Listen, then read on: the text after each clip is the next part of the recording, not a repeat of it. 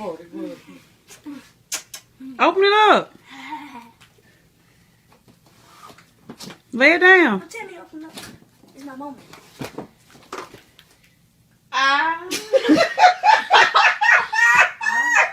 What's wrong? मालूम पड़ा ये खेल इन सब जूतियों से आपसे मुझसे बड़ा है। तो हेलो दोस्तों, मेरा नाम है माही गौर और मेरे पास है कुछ किस्से कहानियां जो मैं आपके साथ शेयर करना चाहता हूं।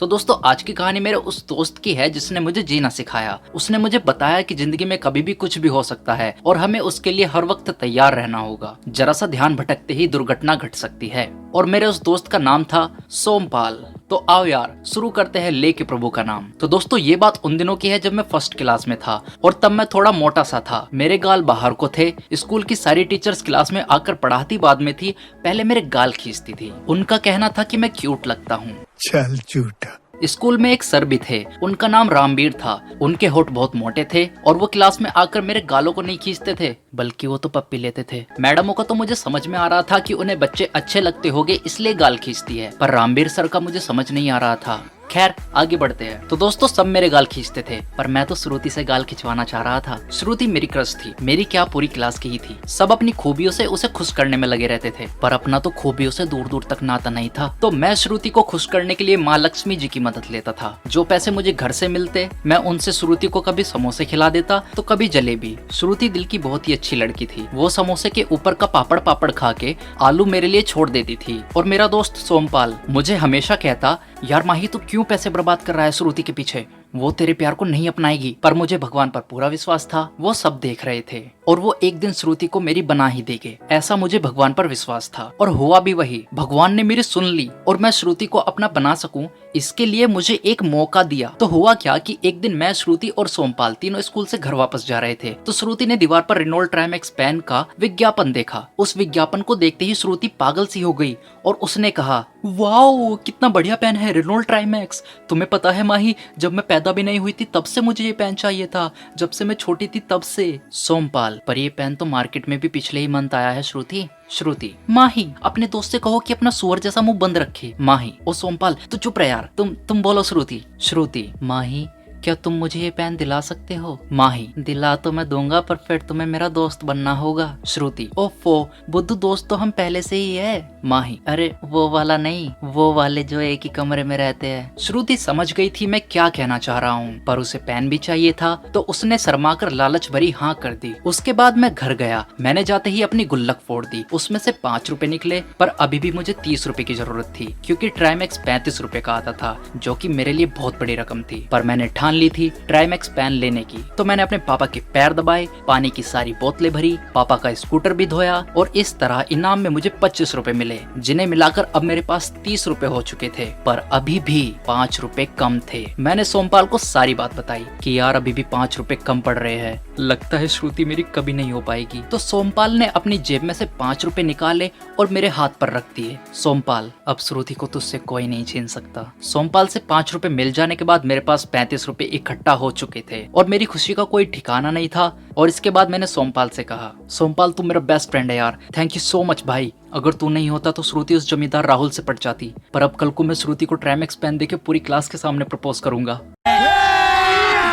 अभी मजा आएगा ना भिड़ो। तो दोस्तों, मैंने पेन खरीद लिया था, बस अब मुझे सुबह होने का इंतजार था। और अगली सुबह मैं रोज से आधा घंटा पहले ही उठ गया। एक एक सेकंड 1 साल के बराबर लग रही थी।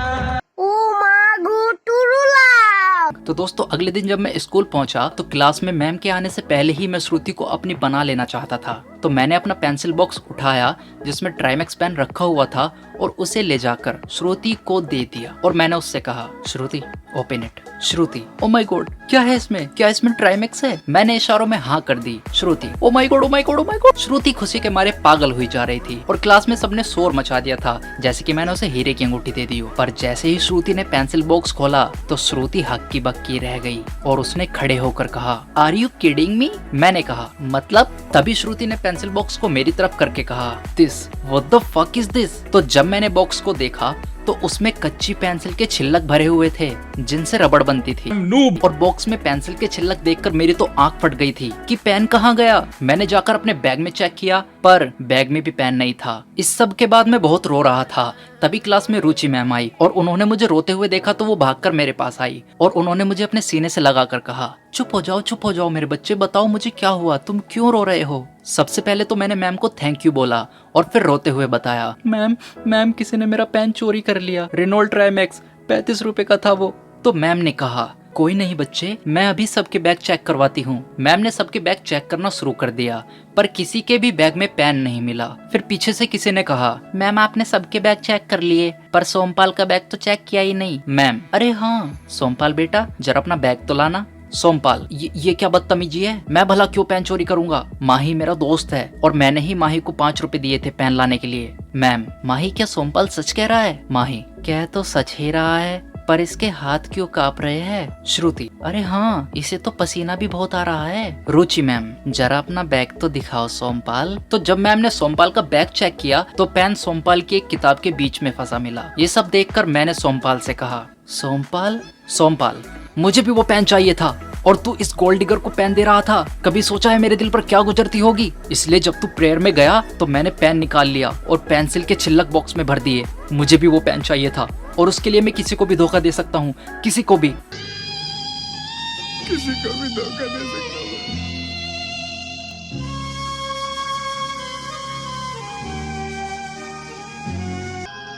मैंने तुम्हें बहुत दुख पहुंचाया है, हो सके तो मुझे माफ कर देना। I'm sorry।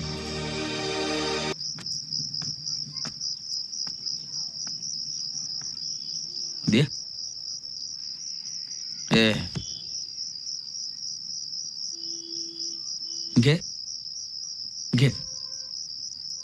गे रे, चल।